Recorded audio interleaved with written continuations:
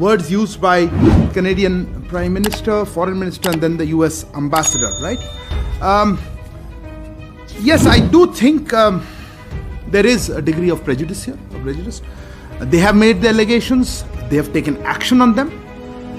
To us, it seems or it appears that these allegations by the Government of Canada are primarily politically driven. Query about Canada sharing any information. No, let me clarify. No specific information has been shared by Canada on this case, either then or before or after.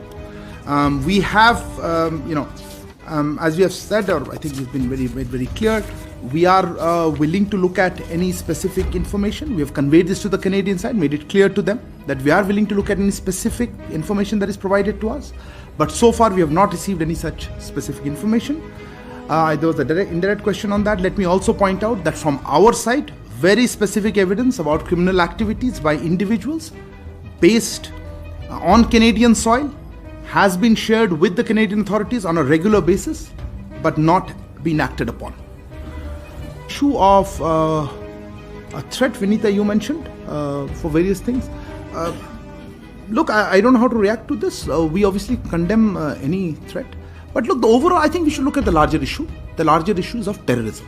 And not just, terrorism, but also the fact that it is being funded and supported. And we know this for some time from our western neighbor, Pakistan. But the issue of safe havens and places to operate is being provided abroad, including in Canada. And that, we would expect that is the main focus. The question is, do we have the political will to address terrorism, or we want to justify it and condone it? So I think that's what we would like to say.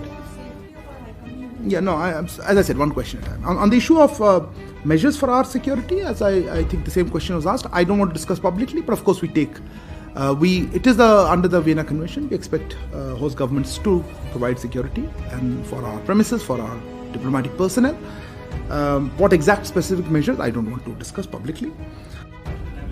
Yeah, look, if there is any country, if you're talking about reputational issues and reputational damage, if there's any country that needs to look at this, I think it is Canada and its growing reputation as a place, as a safe haven for terrorists, for extremists, and for organized crime. And I think that's a country that needs to worry about its international reputation. But the issue is of incitement to violence, the inaction by the Canadian authorities, and a creation of an environment that disrupts the functioning of our High Commission and consulates. That's what's making us stop temporarily this issuance of visas or providing visa services. And as I said, we will be reviewing the situation on a regular basis. Amity, you raised the issue of the Canadian diplomats facing threats here. We take our obligations of Vienna Conventions very seriously. And if there are specific threats and things, I'm sure they are in touch with our security agencies, and we will certainly providing all security and all support to foreign diplomats in India. We would accordingly also expect that the Canadian authorities show similar sensitivity to posters threatening assassination and incitement to violence against our diplomats, attacks on our premises, or such kind of threats, and take their obligations under the Vienna Convention a little more seriously. Kalol, PhD question on how we look at rule of law.